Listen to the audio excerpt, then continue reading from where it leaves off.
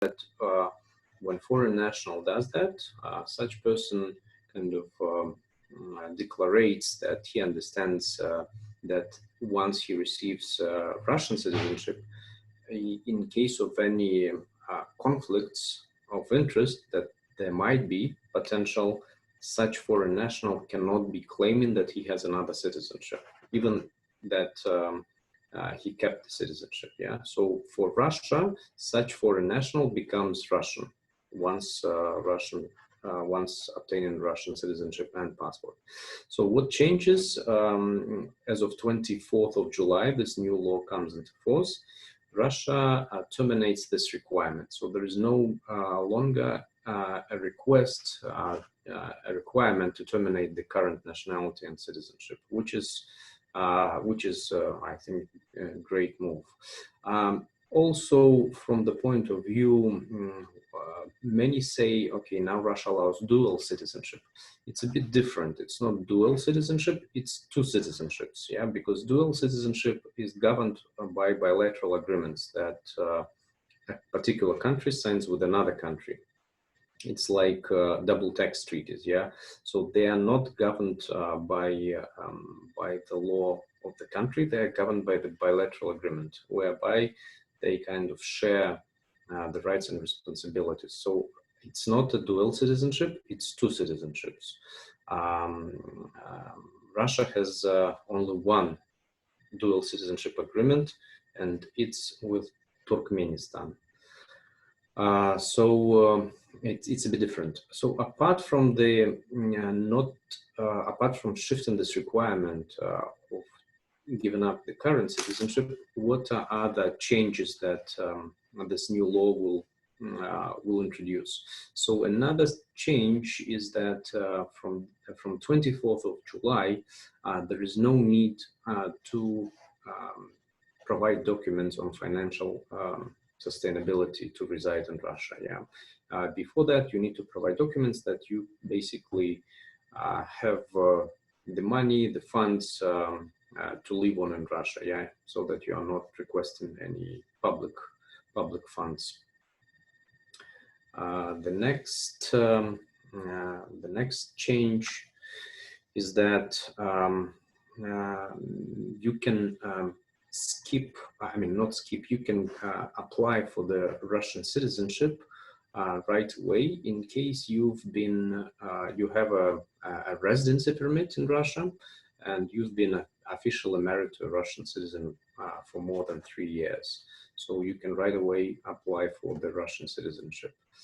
Also, for students, the change would be that a foreign citizen graduated from the Russian university, obtained a residency permit and worked for at least 1 year in Russia, such person can apply for citizenship without any family-based matters.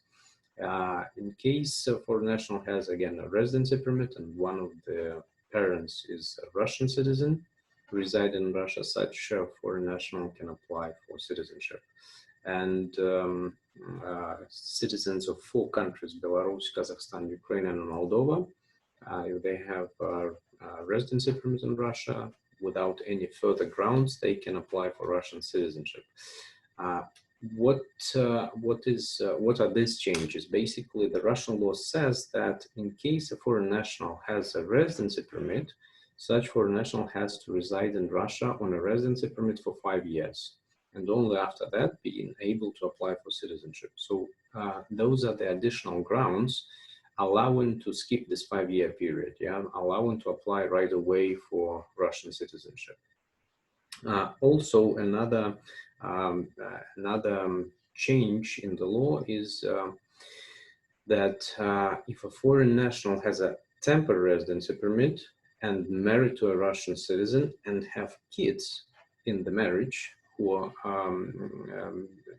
joint kids, yeah, not from the previous marriage, but in a marriage with a Russian citizen, such foreign national can apply for citizenship, skipping the residency permit route.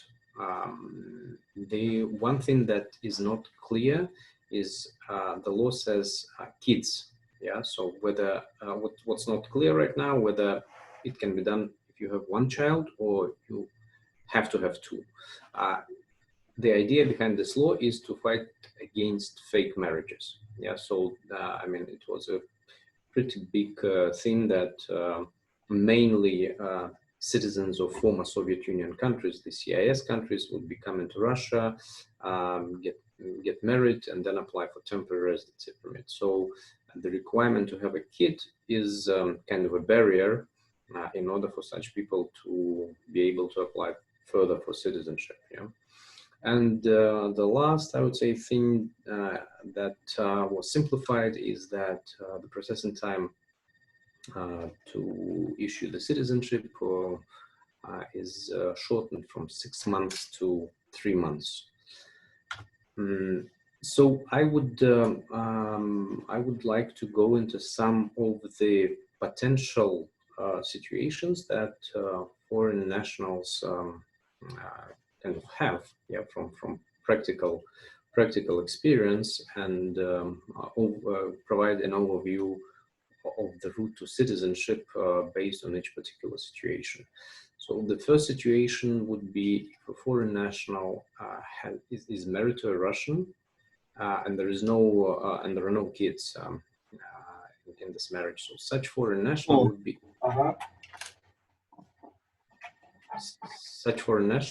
able to apply for a temporary residency permit. And President Putin, about a month and a half ago, announced that the temporary residency permit should be abolished. Yeah, because this is some strange legal thing, and that within the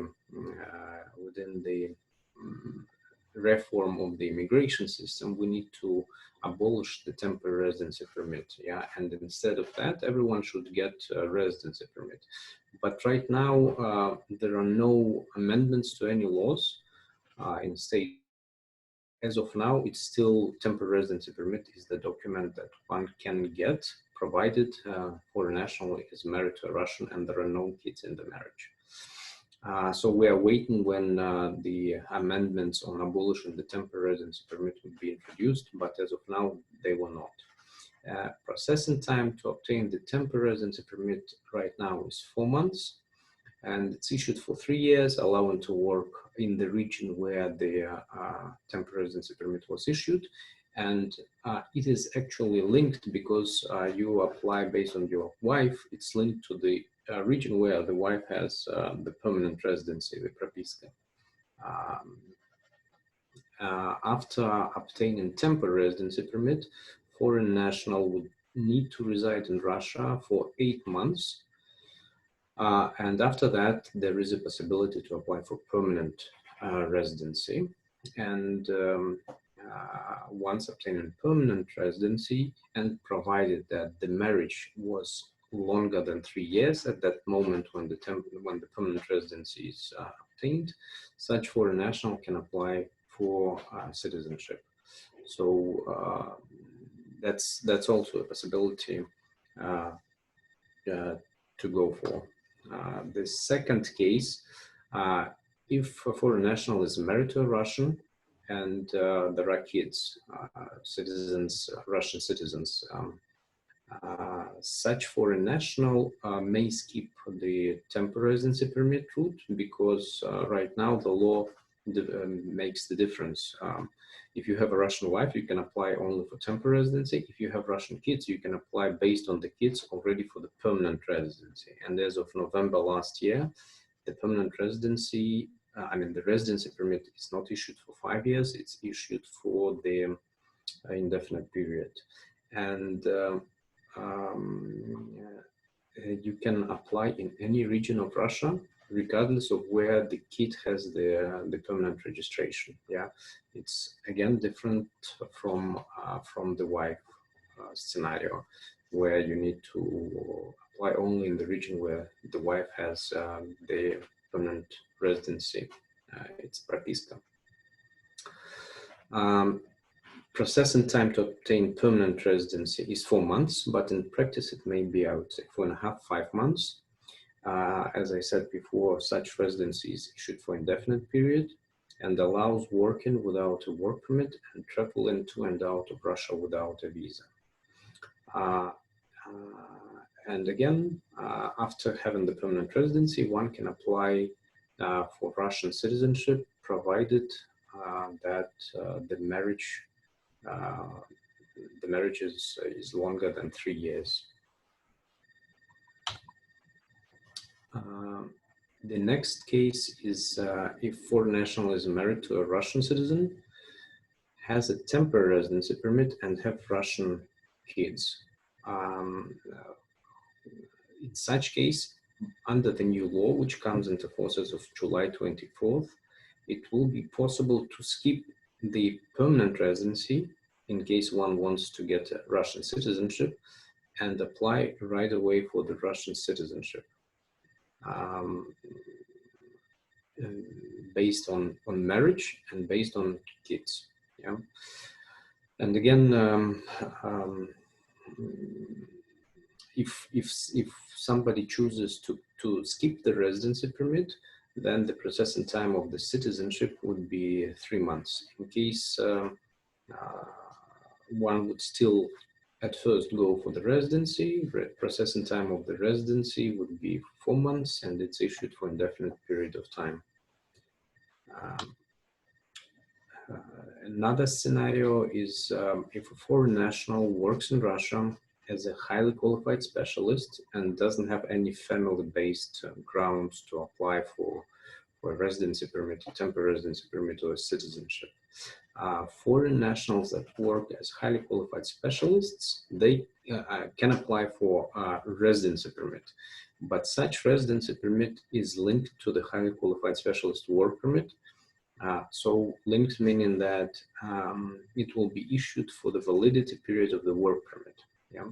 And if a work permit is issued for 3 years, which is the standard period for issuing a highly qualified specialist work permit, the residency permit will be issued for up to 3 years. And our point is that the value of such residency based on highly qualified specialist is only if foreign national is further looking to obtain Russian citizenship.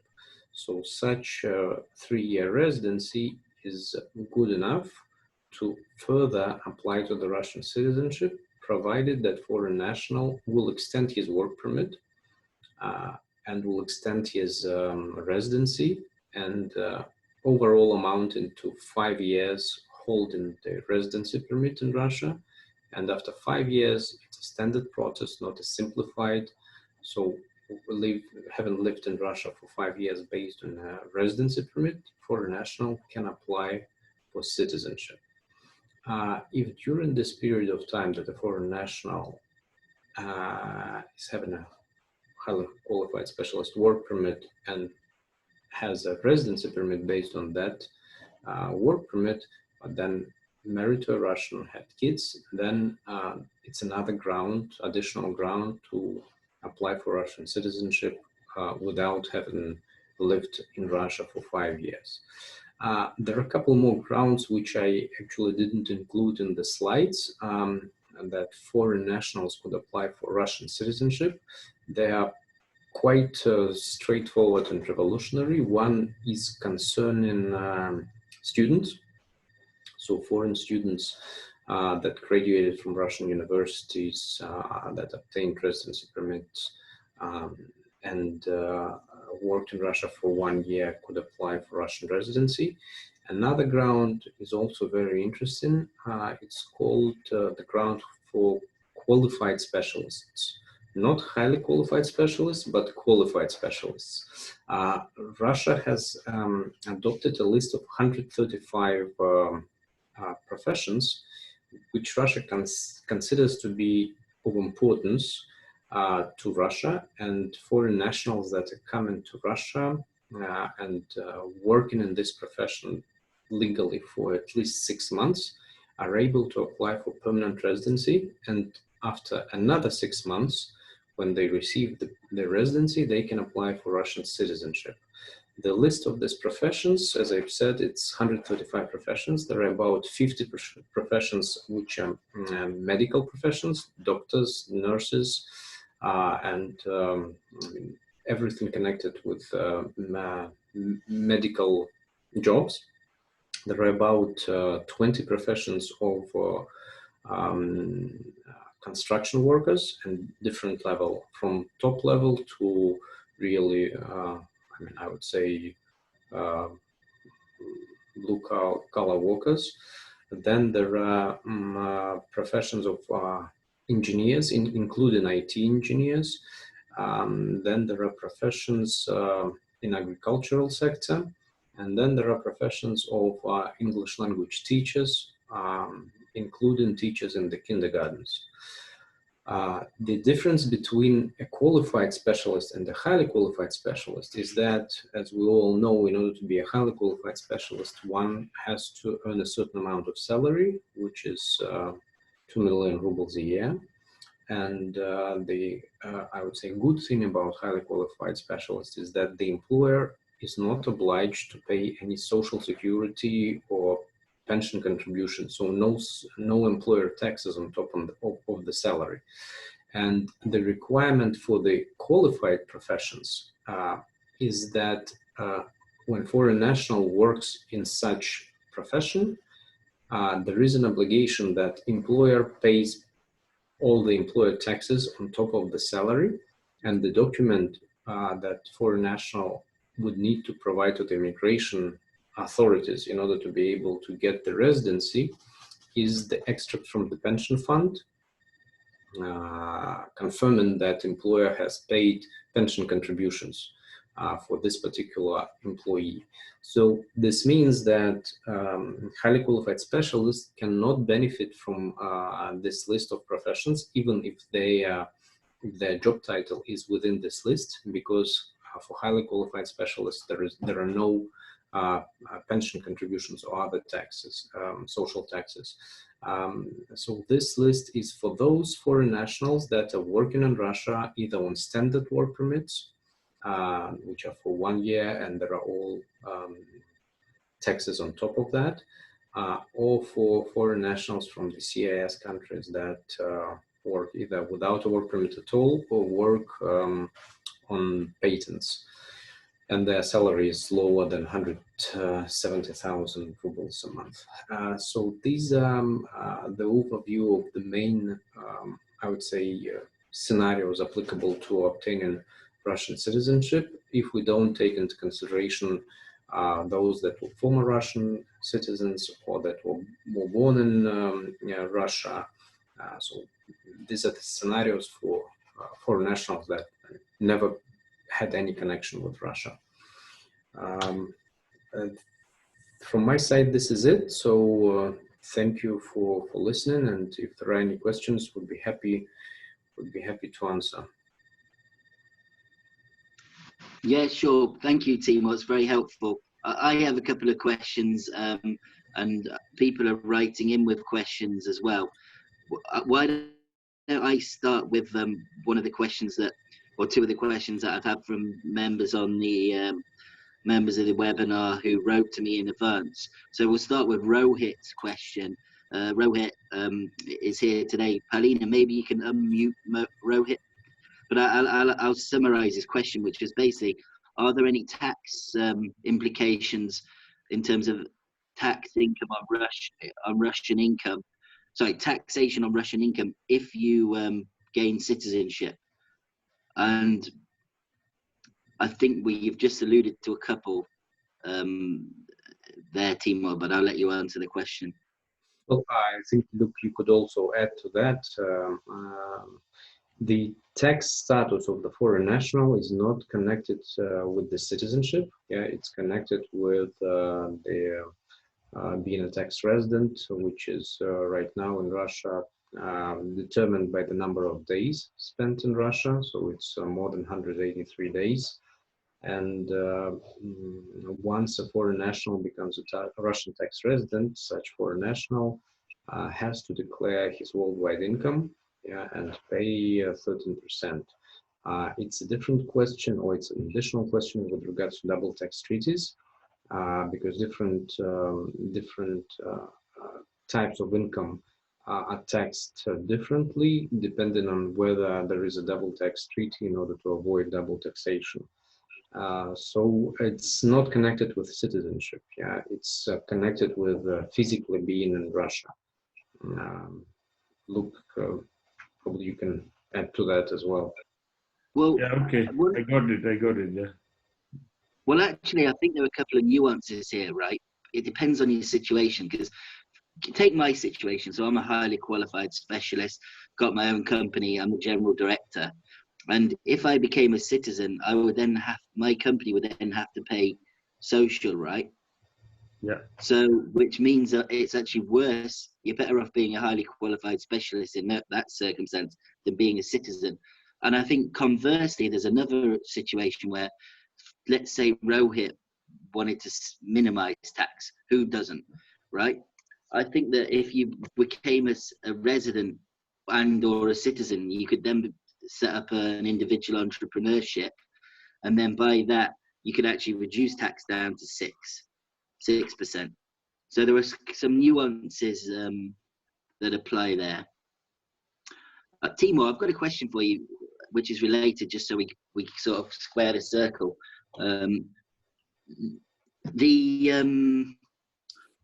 As far as I understand, isn't it right that if you're not based on shore, there's a 30% tax rate rather than the 13%. So if you don't qualify for residency, you can end up with a 30% tax rate. You mean if you don't spend in Russia 183 days? Exactly. Yeah, it's 30% on the income that you receive from the Russian sources. Okay, so Russian income could be taxed at 30%, but would that apply equally if you were a Russian citizen? Correct. And you spent your time abroad? So you see, you're right. That's the best example of it not being connected with citizenship. Okay, well, thanks. Rohit, do you have any more questions? No. So there will be tax implication basically once you take the citizenship this way or the other way, whether it's 180 days or not 180 days. It's a catch-22. So one has to see the different benefits, not the tax benefits. Yeah, it's linked to. I think the answer is it's not really linked to citizenship so much as residency from a tax point of view, and that there are some anomalies. So you can end up in a situation where you might have less or more tax, and it really depends on what structures you're using and where you're living and where you're resident. From a tax perspective, not a legal perspective. But yeah, I guess that's something Timur will be able to help you with if and when you make the plunge. Should we add here right away the question with the currency control clause? Please do, because it's really relevant. Yeah. I mean, I'm not a more expert in immigration, but of course we have to look into the other implications that one will face when you get in Russian residency or citizenship, is that the Russian currency control requirements. Yeah, and in case, I mean, the difference between the taxes and currency control regulations are, I mean, we all know that declaring of your taxes is a voluntary thing. Yeah. But if they find out that you didn't declare, then there is liability. But with regards to the currency control regulations, the laws are very strict in the sense of if you become a Russian resident, you basically need to inform Russian tax authorities about all your accounts and assets that you have abroad. And by doing so, basically, the Russian tax authorities would be able to have information about your other assets globally. And the biggest issue there is that the penalties for not providing this information are quite significant. And we do have clients actually. I would say this one particular couple months ago, he an American citizen, and he had Russian resident permit. Yeah. 5-year residency at that moment of time. And he said, yeah, Timur, listen, I would like to go back to the highly qualified specialist. I want to give up my Russian residency. And I said, that's not because of the taxes. Yeah, he said, yeah, you're correct. It's not because of the taxes. It's more of the liabilities that I have to report because of the currency control regulations. And the guy had I mean, businesses in US, business in Russia, and it's too much. So for a person that I would say permanently moved to Russia and kind of his life is pretty much linked to Russia and doesn't have major assets abroad or business abroad, probably it's worth going to Russia and just looks at getting Russian residency or citizenship and applying for individual entrepreneur status and being able to pay 6% on the income, which is even less than a highly qualified specialist pay. That's probably a good way. If person has still many interests and businesses abroad, you need to think about it and get, I would say, more specialized advice on the Russian currency control regulations and taxes. Luke, I think, would be able to provide more in-depth information on that. Yeah, I mean, I think it just generally goes to show it's a very complicated situation that people tend to simplify. Just anecdotally, when you talk to people in bars and, you know, cafes and stuff, they tend to simplify it. The currency control one and social, they're big issues. We had some comments, and we'll get through everybody's questions. Don't worry. I'm just finding the chat. Sorry. Oh, bloody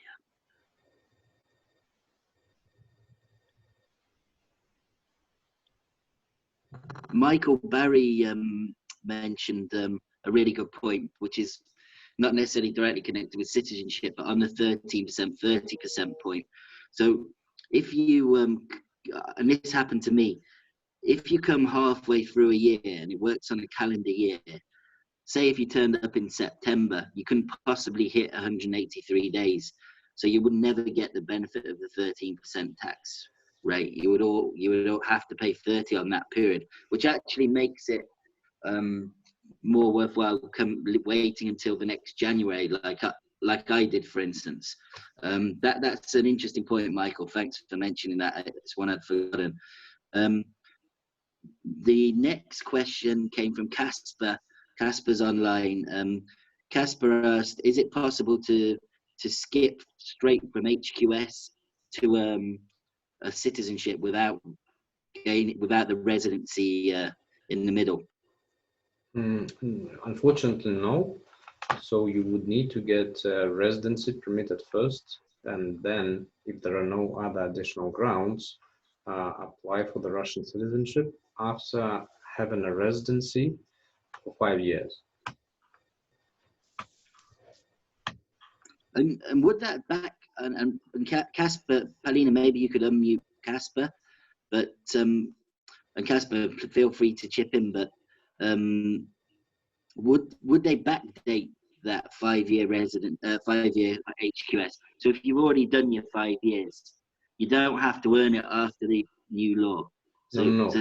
The law specifically says that you need to hold a 5-year residency. Okay. You need to hold residency for 5 years. So basically, if you are HQS right now, been here for 10 years as HQS, you still need to get at first the residency if there are no other grounds for you to apply for citizenship in simplified way. Simplified meaning escaping this 5-year period. Then you have to reside in Russia on this residency permit for 5 years, and only after that apply for the citizenship. Okay. Casper, do you have anything more to ask on that? All clear. Unfortunately, not the answer I was hoping for, but all clear. Thanks. Yeah, Timur, you just need to have a chat with President Putin about that one. Done a good job so far, but not quite good enough. Our members are very demanding. Yeah.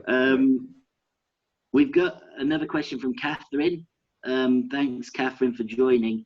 Her question is, if there's a foreign national with a Russian child, and the child was born in Moscow and has two passports, but the foreign national mother is not married to the Russian father, can she, I'm guessing that's the child, can the child apply for, can the mother apply for citizenship without marriage? I'll go back.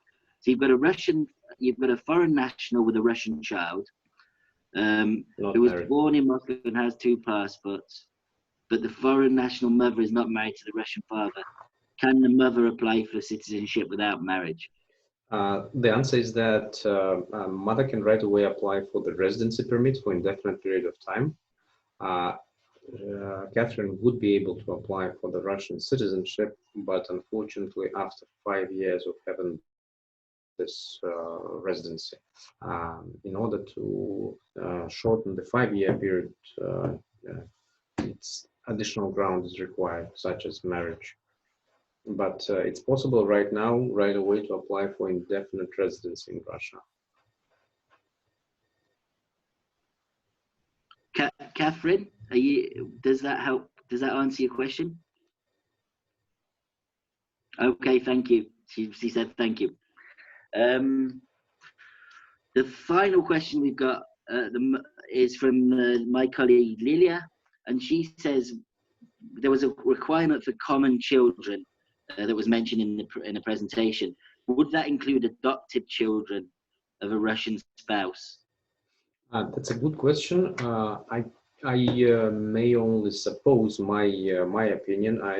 I believe that it will count, but there are no clarifications from the immigration authorities yet because the law is very new and I mean, it didn't come into force yet. So there are no clarification on that.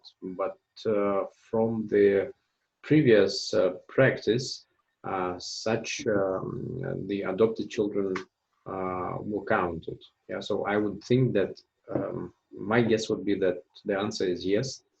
It should be counted because the main idea behind this, as I mentioned before, behind this amendment was in order to fight the fake marriages, and I think it will count. But we'll have more clarifications closer to the date when the law will come into force, which is 24th of July. Okay, well, thank you. Does anybody else have any questions on the citizenship? I'm guessing then no. There was one question from David. Oh, Halina's asked a question. Actually, we've got a few questions coming through now. Let me just open them.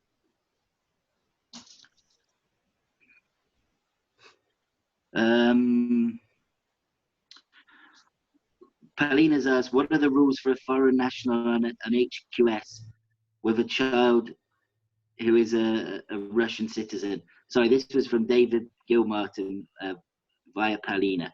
So David asks, what are the rules for a foreign national and an HQS with a child who is a Russian citizen? Foreign national that is HQS and has a child of Russian citizen can apply for residency, and in case applying for the residency as an HQS, such residency would be limited in time for the validity of the work permit. In case of applying for the residency based on a child, the residency will be for an indefinite period of time, and provided there is a marriage, then a person can apply for the citizenship if the marriage is more than 1 year. Yeah, I think that was covered in the presentation. One thing I would say is we recorded this webinar, and we'll share the recording and the slides so that everybody can track back in and check them, and so that people who weren't available can benefit from the information. It's going to be quite useful. Michael Barry made a comment saying it might be worth noting that taking Russian citizenship is likely to entail sacrificing protection from your home embassy. All present company accepted. it depends on which is your home embassy, and what sort of protections you get. And I think there are also counter arguments to that. Not that I would encourage it, but for instance, one of the benefits of having a Russian citizenship is that you can't be extradited. I'm not saying get yourself in trouble and you benefit from that, but it could, in this aggressive world, it could be beneficial. Well, look, actually, I mean, every person's situation is different. We had a client, actually Irish, that badly wanted Russian citizenship, and he said, no problem, I will formally give up my Irish one. And the idea behind that was that he had issues with his Russian partners in business.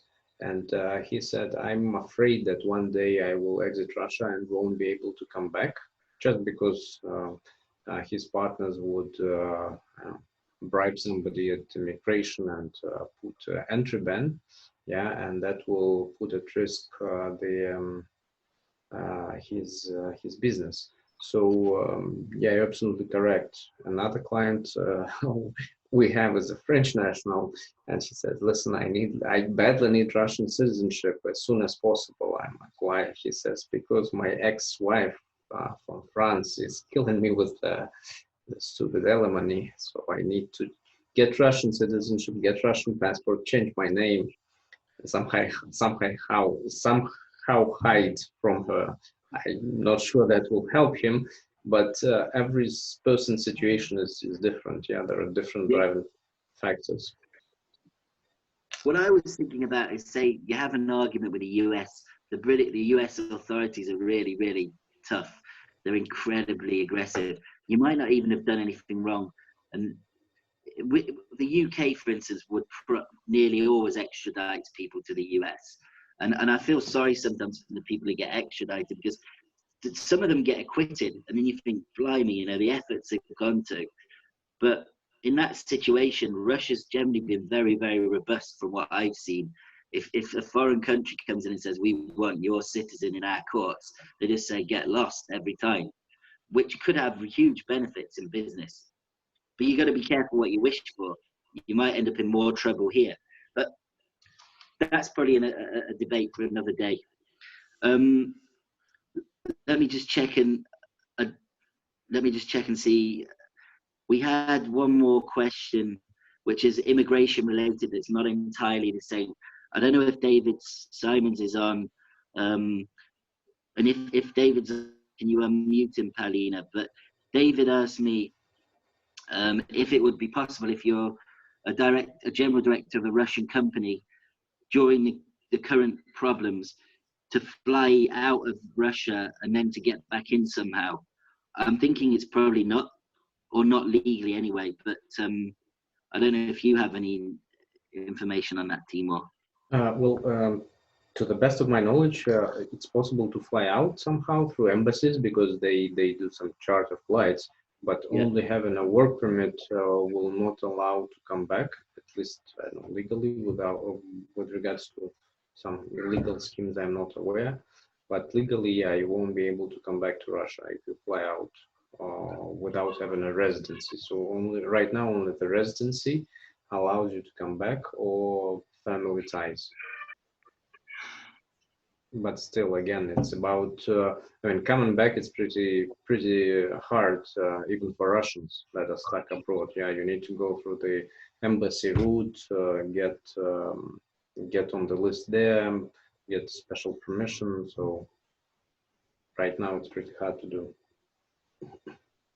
I don't know if David joined, but I'll email him anyway.